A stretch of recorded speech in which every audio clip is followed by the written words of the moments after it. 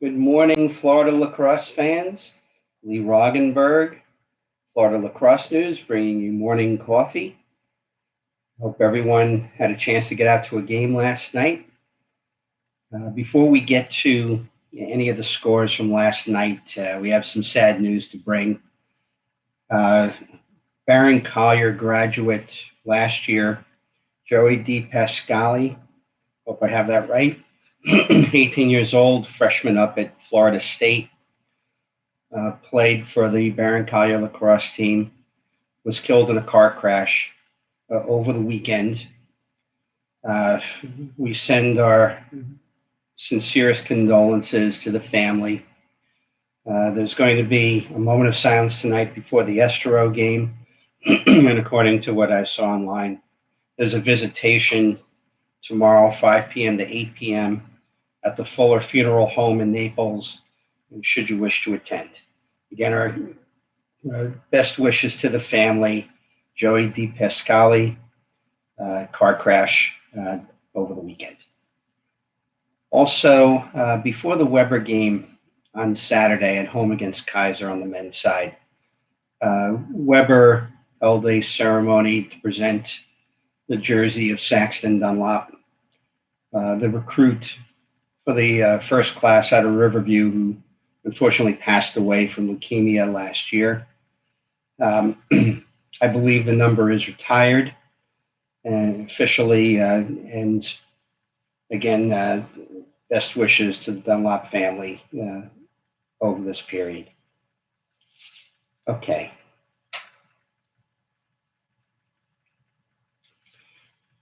All right. Last night, districts started up. I believe pretty much every district played games last night. On boys and the girls' side, might be a couple of districts that didn't play because they were 4 teams and they won't be playing until tonight or tomorrow.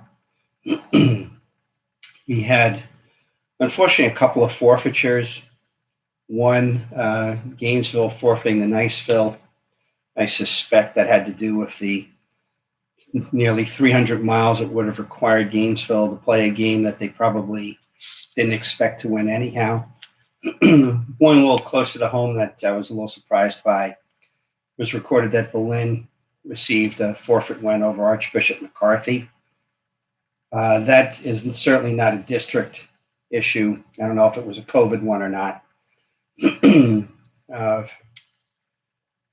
Archbishop McCarthy is probably only about, I'm guessing, 25 miles, 30 miles from Berlin, and you can kind of skirt much of the traffic in Miami going there. Archbishop McCarthy is a school that I have covered in the past, and I hope this is not an indication of worse next year for them.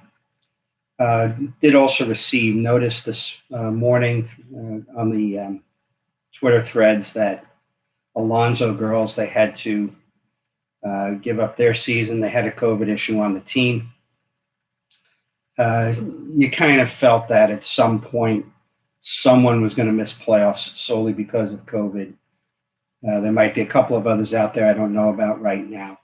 I made a comment on Twitter about, in the movie The Perfect Storm, you have near the end of the movie, you have that scene where the ship is trapped in the hurricane, although they're not necessarily knowing it's a hurricane. They see sunshine, which really was just the eye of the hurricane, figuring they might have a chance to survive, and then brought back in on the other side.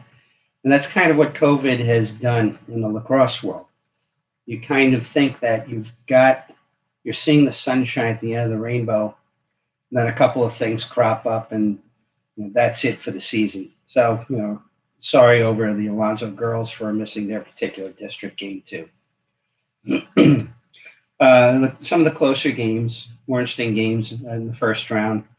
Pine School 10-8 over Jensen Beach. Trinity Prep 8-7 over Windermere Prep. Haggerty of the 11-5 win over Seminole. West Shore 16-11 over Satellite Beach.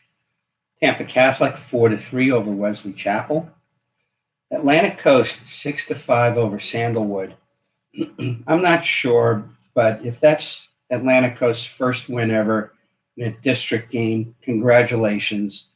I talked about them a couple of weeks ago, talking about how they had overcome 3 dreadful seasons to win games this year, and now they've got their district playoff win. So whatever happens from now on, congratulations to you for the year. Paxton 11-7 over Stanton. Buchholz 11-3 over Leon. And again, in a game where travel certainly was an issue, but congrats to Leon for making the trip and making the effort. The Buchholz Twitter thread mentioned that Leon actually jumped out to the early lead before Buchholz took control of the game. Cocoa Beach 13-8 over Merritt Island. Venice with the 10-7 win over Fort Myers. Not sure about that. I think that might be their first district win also. Up in Tallahassee, Lincoln 9-6 over Childs, and the latest of that rivalry. Palm Beach Central 13-8 over Park Vista. That's also been a bit of a rivalry over the years. Wiregrass Ranch with a 14-13 win over Wharton. We have a number of teams that won very easily. Dwyer, First Academy, Lake Nona, Cardinal Gibbons, Oxbridge, Out of Door Academy, Oviedo, Berkeley Prep, Kings Academy, Bloomingdale, Lake Brantley, Riverdale, South Fork, Calvary Christian of Tampa, St. John Paul, Lakewood Ranch, West Florida, Providence, Bartow, and East Lake. On the girls' side, I apologize for forgetting to do the girls' results from Friday and Saturday last night. Let me quickly review those. It won't take long. Episcopal, an easy win on Friday. Community School, easy. Bishop Moore, the upset over Plant, 7-5. Ponte Vedra, easy win. Pinecrest traveled up to Vero Beach. Vero with the 16-8 win.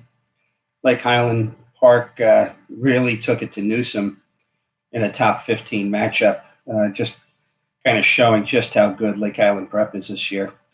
And on Saturday, the Steinbrenner game against American Heritage Delray was unfortunately canceled. Last night, only 2 girls teams in the top 15 were scheduled for action. Episcopal of an easy win. I did not see the St. Thomas Coral Springs score posted. Coral Springs pretty much gave up on the boys program earlier this year. I don't know if they did the same thing on the girls' side. Either way, it was not going to be a tough game for St. Thomas. And in a game that must have been inducing into heartburn for people in the stands last night, Suncoast defeated Cardinal Newman 20-19. You don't really see too many games with that much scoring, either on the boys or the girls' side. So congrats to the two of them for playing a run and gun. And tonight, pretty much all of the girls' top 15 are in action. I didn't see anyone who's not playing tonight. Before we get to the boys' previews tonight, let's quickly, the Sunshine State Conference Awards. On the men's side, Xander Cosenza, the Lynn midfielder, Offensive Player of the Week. Blake Ulmer, Tampa, long pole, Defensive Player of the Week for the second straight week. Ross Dickerson also repeating, Tampa, the Specialist of the Week, mostly on faceoffs. And on the women's side, Rollins swept with Liz Fahey and Hannah Forbes winning both those awards. On the college side, depending on the polls, Jacksonville is either 9 or 10. And in the polls that Jacksonville is 10, Florida is 9. Again, I can't quite understand why an undefeated Jacksonville team is still would still trail the Gators, not as an editorial judgment. It's just more along the lines of when you have a head-to-head win like that and everything, and you've run the table and everything else, it just doesn't make sense. Certainly looking forward to see how the seasons play out for both of them the rest of the year. I certainly wish that time would permit me to get to one of their games I assume the Jacksonville women play on the same field as the Jacksonville men. And those who have been to Gainesville and have seen the lacrosse stadium there, a fabulous place to watch a game from too. Okay, tonight on the men's side, we have some semifinal matchups that are pretty intriguing. Wellington will be hosting Dwyer. Lake Mary hosts Haggerty. West Broward is hosting Palmetto, Miami. Creekside is hosting Nice. St. Edwards is hosting Jupiter Christian. Lakeland is hosting Bartow. Bowles is hosting Providence. And Oviedo is going to be hosting Lake Brantley, which is probably the game of the night in the semifinals. The rest of the week, right now, I'm scheduled to go see, I believe St. John Paul will be hosting Oxbridge tomorrow night. We'll certainly be at that one. On Thursday, Pinecrest will be hosting the winner of American Heritage Plantation and Calvary Christian Fort Lauderdale. Certainly we'll be going to that one. And then Friday night, I'm pretty much assuming St. Andrews will be back in action. We'll find a way to beat King's Academy. And then we'll be hosting the winner of St. John Paul and Oxbridge.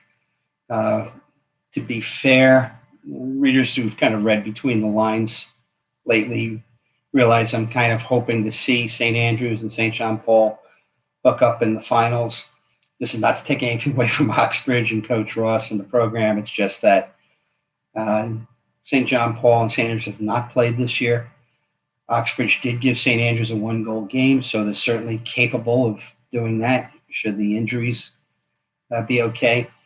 But I just have this intriguing desire to see St. Andrews and St. John Paul hook up this year. I would hate to have a whole year where they didn't play with the teams that they have.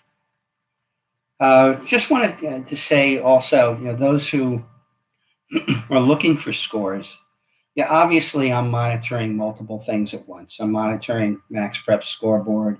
I'm monitoring on the Twitter thread, certainly Tapper and Lax report, and North Florida Lax at Lax. Oh gosh, sorry guys, I forgot off the top of my head. Those two are fabulous when it comes to getting their scores up. Some of the schools have their own Twitter threads that they get updated pretty quickly.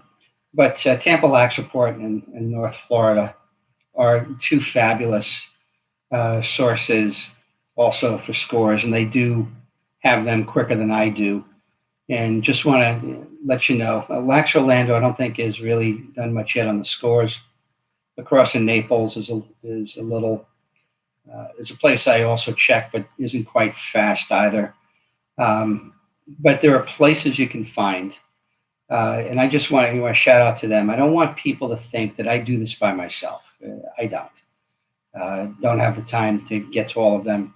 I'm monitoring them and retweeting their stuff when it comes up with the scores. And, it would be a good idea if you're in their areas, follow them too, not just me. Okay, so, we've got some nice matchups again tonight. We're starting to get towards, what should be some great final matchups. Last year, where at-large bids are not in place, so district finals are the key to getting into the bracket. Get out to a game, lay off the refs, take a friend to a game if you can. This is Lee Roggenberg saying so long from the Sunshine State.